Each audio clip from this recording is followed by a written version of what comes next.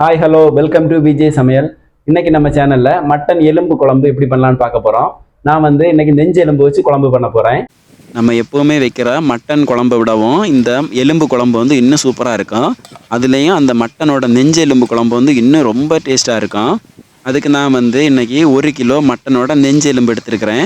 இந்த எலும்பு கூட ரொம்ப சாஃப்டாக இருக்கும். நம்ம அப்படியே கடித்து சாப்பிட்றலாம். ஃபஸ்ட்டு மட்டனை நல்லா வாஷ் பண்ணி எடுத்துக்கலாம். இப்போ இது குக்கரில் வச்சு தான் வேக வைக்க போகிறோம். வாஷ் பண்ணி எடுத்துகிட்டு அதில் நம்ம தேவையான அளவுக்கு உப்பு போட்டுக்கலாம். அது கூடவே நம்ம வீட்டிலே அரைச்ச கரம் மசாலா தூள் 1 டீஸ்பூன் அளவுக்கு போட்டுக்கலாம். கூடவே கொஞ்சமாக மஞ்சள் தூள், இது ரெண்டையுமே சேர்த்து நல்லா மிக்ஸ் பண்ணிடுங்க. குழம்பு வேக வைக்கிறதுக்கு தேவையான அளவு தண்ணி கூட ஊற்றிக்கலாம். இந்த அளவுக்கு குழம்பு தேவையோ அந்த அளவுக்கு தண்ணி ஊற்றி வச்சுக்கோங்க, ரொம்ப எல்லாம் தேவையில்லை. அப்புறமா இதில் இஞ்சி பூண்டு நான் நச்சு வச்சுருக்கிறேன், அதையும் சேர்த்துக்கலாம். இது எல்லாமே சேர்த்து குக்கரை மூடி போட்டு ஒரு 7 இல்லைன்னா ஒரு 8 விசில் வர்ற அளவுக்கு மிதமான சூட்டில் வேக வச்சு எடுத்துடலாம். அப்போ தான் அந்த மட்டனோட எலும்பு சாப்பிட்றதுக்கு நல்லா சாஃப்டாக இருக்கும். இங்கே பாருங்கள், கறி இப்போ எந்த அளவுக்கு அழகாக வந்திருக்குன்னு பாருங்கள், நல்லா சாஃப்டாக வந்துருச்சு. இப்போ குழம்பு வைக்கிறதுக்காக நான் ஒரு கடாய் எடுத்துருக்கிறேன். நான் இன்றைக்கி நல்லெண்ணெயில் குழம்பு வைக்க போகிறேன். இது கொஞ்சமாக நல்லெண்ணெய் ஊற்றிக்கலாம், ரொம்ப எல்லாம் எண்ணெய் வேணாம். ஏன்னா எலும்பு ரொம்ப நெய்யாக இருக்கும், ரொம்ப எண்ணெய் அதில் விட்டுரும். குழம்புலேருந்து குழம்பு வச்சதுக்கப்புறம் பார்த்திங்கன்னா ரொம்ப எண்ணெயாக இருக்கும். அது எலும்பில் இருந்து வர்ற அந்த எண்ணெய் தான் கறியோட எண்ணெய். இப்போ எண்ணெய் சூடாயிருச்சு. இப்போ நம்ம இதில் தாளிக்கிறதுக்கு கொஞ்சம் கறிவேப்பிலை போட்டுக்கலாம். கறிவேப்பிலை ஓரளவுக்கு நல்லா பொரிஞ்சு வந்ததுக்கப்புறமா நான் ஒரு 4 வெங்காயத்தை சின்ன சின்னதாக கட் பண்ணி வச்சுருக்கிறேன். கூடவே 2 பச்சை மிளகாவும் கட் பண்ணி வச்சுருக்கிறேன், அதையும் சேர்த்துக்கலாம். அதையெல்லாம் மொத்தமாக போட்டு அந்த எண்ணெயிலே கொஞ்சம் நேரம் வதக்கிக்கலாம். எப்போவுமே நம்ம இந்த மாதிரி கறி மீன் இந்த மாதிரி ஏதாவது குழம்பு வைக்கும்போது வெங்காயம் நல்லா வதங்கி வந்துடணும். அப்போ தான் குழம்புக்கு ஒரு நல்ல ஒரு கிரேவி, ஒரு திக்னஸ் கிடைக்கும். அது மாதிரி குழம்பு வைக்கிற கடாயும் கொஞ்சம் வெயிட்டாக இருக்கிறதா பார்த்து எடுத்துக்கோங்க. அப்போ தான் வெங்காயம் கருகாமல் ஓரளவுக்கு நல்லா வதங்கி வந்துடும். வெயிட்டு கம்மியாக இருக்கிற பாத்திரம்னா ஈஸியாக வெங்காயம் கருக வாய்ப்பு இருக்குது. இது வெயிட்டான பாத்திரம்னா வெங்காயம் கருகாது. நம்ம அதிலேயே போட்டு நல்லா வதக்கி எடுத்துடலாம். ஓரளவு கிரேவி மாதிரி ஆயிரும் வெங்காயம். இப்போ பாருங்கள், வெங்காயம் எந்த அளவுக்கு நல்லா வதங்கி வந்துருச்சுன்னு பாருங்கள். இப்போ இதில் நான் 2 தக்காளி எடுத்து வச்சுருக்கிறேன், சின்ன சின்னதாக கட் பண்ணி. அந்த தக்காளியும் சேர்த்துக்கலாம்.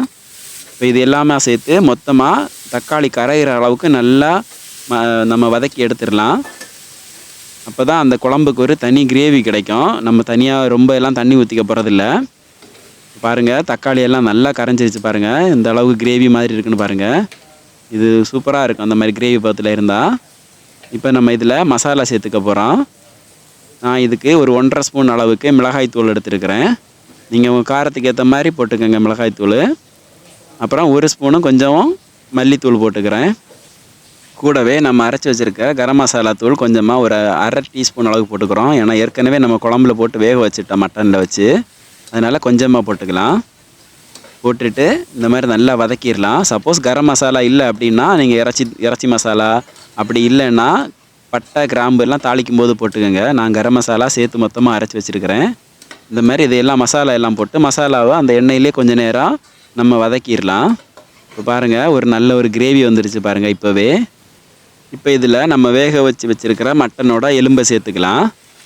அதில் இருக்கிற தண்ணியே போதுமானது. உங்களுக்கு குழம்பு இன்னும் கொஞ்சம் குழம்பாக வேணும் அப்படின்னா நீங்கள் இன்னும் கொஞ்சம் தண்ணி ஊற்றிக்கலாம். நான் கிரேவி மாதிரி பரோட்டா கூட தான் சாப்பிட போகிறேன், அதனால் எனக்கு இந்த கிரேவியே போதுமானது. இப்போ இந்த குழம்பை மசாலாவோட பச்சை வாசனை போகிற அளவுக்கு நல்லா கொதிக்க வைக்கலாம். அப்போ தான் கறியில் மசாலா பிடிக்கும் நல்லா. பாருங்கள், நல்லா அழகாக கிரேவி ரெடி ஆயிடுச்சு பாருங்கள். நல்லா மசாலாவோட பச்சை வாசனையெல்லாம் போய் எண்ணெய் அப்படியே பிரிஞ்சு வர ஆரம்பிச்சிருச்சு. இப்போ பார்த்தீங்கன்னா தெரியும், குழம்பு அவ்வளவு பார்க்குறதுக்கே அவ்வளோ சூப்பராக இருக்குது பாருங்கள். அப்படியே கொஞ்சம் நேரம் அடுப்பில் வச்சு கிளறிங்கன்னா அந்த தண்ணியெல்லாம் வற்றி நல்ல ஒரு கிரேவி மாதிரி வந்துடும், நல்ல ஒரு ரோஸ்ட் மாதிரி சூப்பராக வந்துடும் பாருங்கள். நல்லா ரெடி ஆயிடுச்சு. தண்ணியெல்லாம் வற்றி எண்ணெயெல்லாம் பிரிஞ்சு வந்துருச்சு, சூப்பராக இருக்குது பாருங்கள். இப்போ இதில் மல்லி இலையை தூவிக்கலாம். மல்லி இலையை தூவிட்டு இறக்கி வச்சிட வேண்டியதான், அவ்வளோதான், முடிஞ்சு போச்சு. பக்காவான ஒரு கிரேவி ரெடி ஆயிடுச்சு. நான் இன்றைக்கி பரோட்டா எடுத்துருக்கிறேன் சாப்பிட்றதுக்காக. பரோட்டாவுக்கு செம்ம காம்பினேஷன் இந்த கிரேவி, பக்காவாக இருக்கும், வேறு லெவல் டேஸ்ட்டாக இருக்கும். அவ்வளோதான் இன்றைக்கி வீடியோ. நான் சாப்பிட போகிறேன், நீங்களும் வாங்க சாப்பிடலாம். வீடியோ பிடிச்சிருந்துச்சுன்னா லைக் பண்ணுங்கள், ஷேர் பண்ணுங்கள், மறக்காமல் சப்ஸ்கிரைப் பண்ணுங்கள்.